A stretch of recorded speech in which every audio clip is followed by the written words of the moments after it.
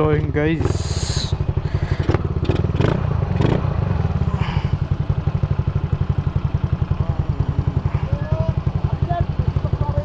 ha?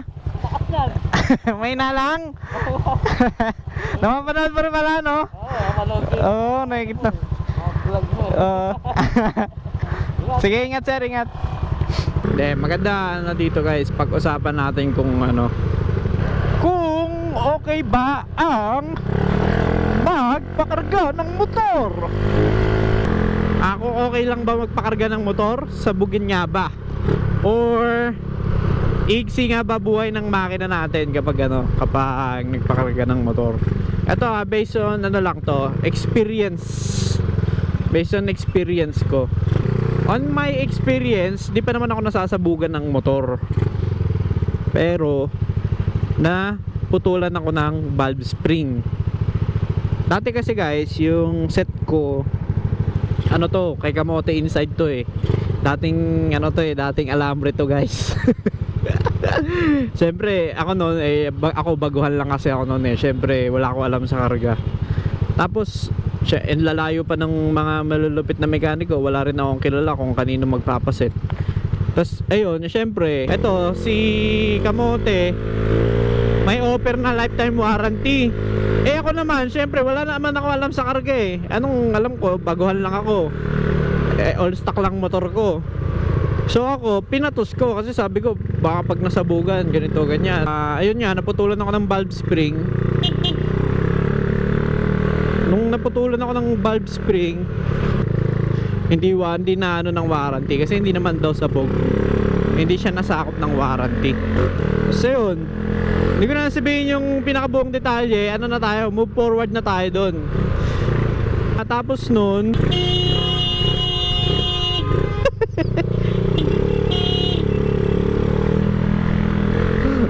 nakisali.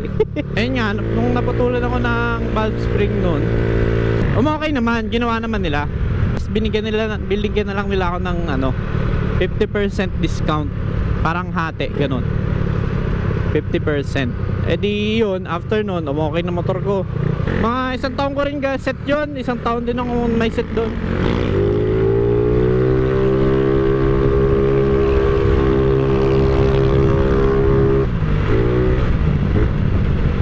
Tapos after 1 year and 6 months, nagpaset na ako kay Boss Genrix. Kasi ito sila Mio Culture, nagsialisa na rin. Kasi galing kami dati kila Kamote talaga. Set namin, tatlo kaming naka 59 all stock lang nun. So yun, nagsilakasan na kami ng naglakasan na ng set. Nauna si Mio Culture, sunod si yung Cyan Blue, yung kay Maki Works. Sunod-sunod na kami. Sila Buhay Kargado, yan. Bago na rin make ni Buhay Kargado. Kasi yun, nung lumipat na ako kay Boss Genrix, ayun, simula nun, tontuwa ako sa set ko gagi. Kalagay ng chassis, putya, tontuwa ako Si bang iba yung feeling, gagi, sobrang lakas. Sabi ko, boss, baka hindi ko kaya yung lakas nito, para ganun. Sabi ko, sobrang nalalakasan ako. Sabi ko, parang ayoko ng set na to. Kasi di ko expect na ganun kalakas yung set ko. Sabi ko, ayoko na ito, boss. Parang sa isip ko lang naman sinasabi. Sabi ko, ayoko ng set ko. Sniper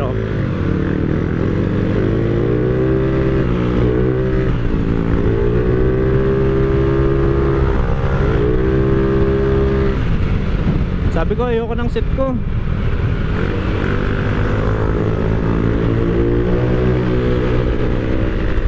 Tapos sobrang lakas nun. Kasi ayun na, kasi nasanay na lang din ako hanggang ngayon.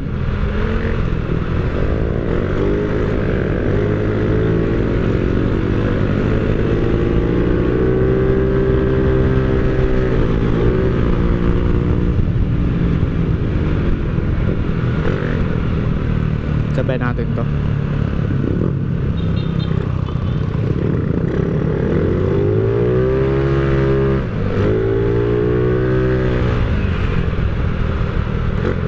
Try natin.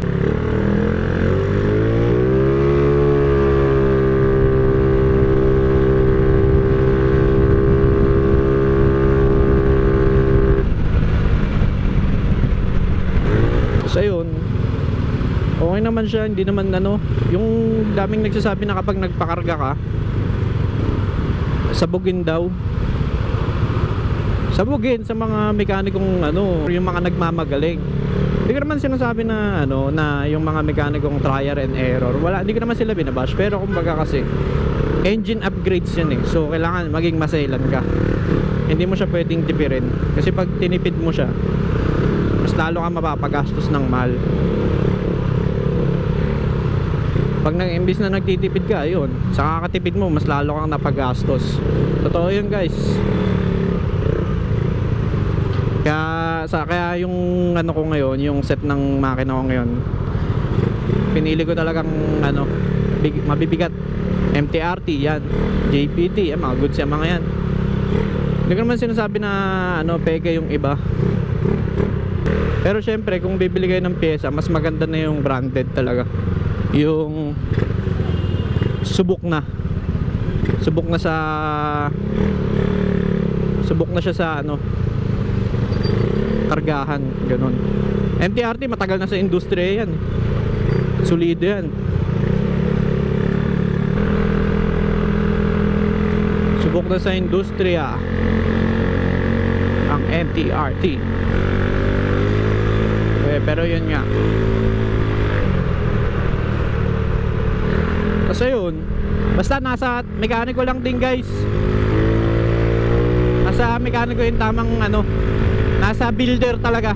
Hindi ko masabi rin sa pyesa eh, kasi meron din naman kasing mumuray na pyesa, pero kapag kang gumawa talaga is marunong, hindi naman ganun na sisira eh. As in nasa builder pa rin talaga, hindi mo pa rin. Pero kung sa pyesa pa may ano pa rin naman yung pyesa, may points pa rin yun na kapag mumurahin, may ano yun, may bilang yun na posibleng ganito yung mangyari, ganito, ganyan. So kailangan mo rin talaga siya i-anticipate hanggat maaga pa lang, kasi karga ng makina yan eh, mas lalakas na yan, ganun. So mas maganda nang maano mo siya, maisip mo na in the near future, di ba? Ayun. Kaya solid din magano guys, solid magpa-setup. Lalo na sa mga malulupit na mekaniko. Marami naman na malulupit na mekaniko diyan. Meron lang din talagang mekaniko na hindi talaga ganun kagagaling na nagmamaro ng ganun, ganyan. Pero syempre, mabuti na rin yung ano ka, maging magkaroon ka ng standard sa mekaniko.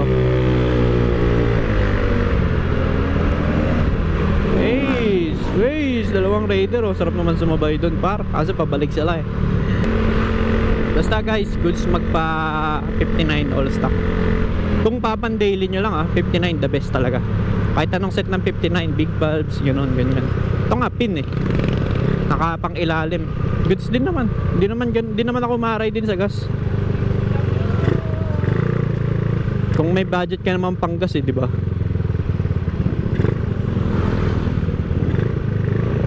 Yun nga lang guys, ma-maintenance nga lang. Kailangan langis, alaga ka sa langis, ganun. Alaga ka sa panggilid mo, sa bola mo. Bilis kasi maupod.